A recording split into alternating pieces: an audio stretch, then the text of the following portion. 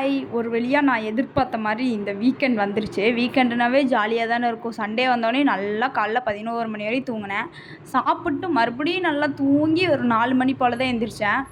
4 மணி போல எந்திரிச்சுட்டு போய் குளிச்சுட்டு வந்தேன். குளிக்காததுக்கு முன்னாடி கூட எனக்கு அவ்வளோ வேர்த்து ஊத்தல. வேர்த்து விறுவிறுக்கல சொல்லப்போனா. குளிச்சுட்டு வந்ததுக்கு அப்புறமேலு அப்படியே ஊத்து ஊத்துன்னு ஊத்திக்கிட்டே இருக்கு நான் ஸ்டாப்பா. என்னடா இது இந்த அளவுக்கு வேர்க்குது, பேசாம குளிக்காமயே இருந்திருக்கலாமோ அப்படின்னு சொல்லி தோணிருச்சு. அப்புறம் நான் காஃபி வச்சுட்ருந்தேன். அப்பா வந்து அந்த சைடு சமைச்சிட்ருந்தாங்க. மார்னிங்கே எங்கள் வீட்ல மட்டன் எல்லாம் எடுத்து செஞ்சுட்டாங்க. நான் வந்து மட்டன் சாப்பிட மாட்டேன்னு சொல்லிட்டு, அப்பா ஈவினிங் வரப்பயே வந்து சிக்கன் எடுத்துகிட்டு வந்தார். எடுத்துகிட்டு வந்து இந்த மிளகா கறி மாதிரி செஞ்சிட்ருந்தார். எனக்கு அப்படி செஞ்சால் பிடிக்குங்கிறதுக்காக அந்த மாதிரி செஞ்சிட்ருந்தார் கொஞ்சமாக எடுத்துகிட்டு வந்து.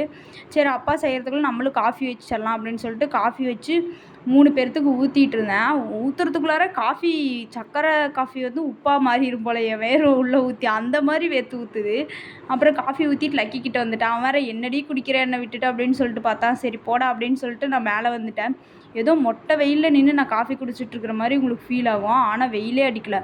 காற்று அவ்வளோ காற்று அடிச்சது. இந்த வர்ண பகவான் வேறு எப்போ நான் இப்போ பொழியவா இல்லை கொஞ்ச நேரம் கழித்து பொழியவாங்கிற மாதிரி அப்படியே நுனியில் நின்றுட்டுருந்தார். அப்புறம் பார்த்தா வரவே இல்லை வர்ண பகவான். அப்புறம் ஒரு வழியாக லக்கி கூட விளையாண்டுட்டு இருந்தேன் கொஞ்ச நேரம். வீட்டில் எவ்வளோ டென்ஷன், எவ்வளோ ஆஃபீஸில் ப்ரெஷர் இருந்தாலும் இந்த லக்கி கூட வந்து ஒரு 5 நிமிஷம் ஓடி ஆடி விளையாண்டுட்டோம்னாவே எனக்கு எல்லாமே காணாமல் போயிடும். அப்புறம் கீழே வந்து அப்பா செஞ்சு வச்ச சிக்கன் எடுத்து டேஸ்ட் பண்ணி பார்த்தேன். எனக்கு நார்மலாகவே சிக்கன்னா ரொம்ப பிடிக்கும். அதனால் டேஸ்ட்டு சூப்பராகவே இருந்தது. அப்புறம் என் உடன்பிறப்பு வேறு மதியம் வேறு வெளியே வேறு போயிருந்தாங்க.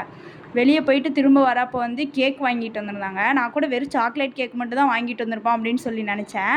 என்னை ஃபோன் பண்ணி கேட்டால் சாக்லேட் கேக் வாங்கிட்டு வாடான்னு சொல்லிட்டேன். அப்புறம் பார்த்தா ஹனி கேக்கும் சேர்த்து வாங்கிட்டு வந்திருந்தாங்க. எனக்கு அந்த ஹனி கேக்கில் கீழே இருக்கிற பார்ட்டு தான் பிடிக்கும். ஏன்னா அது மட்டும் தான் ஜூஸியாக அந்த சர்க்கரை பாவு ஊற்றி இருக்கும். பேர் தான் ஹனி கேக், ஆனால் அதில் சர்க்கரை பாவு தான் ஊற்றி வச்சுருப்பாங்க.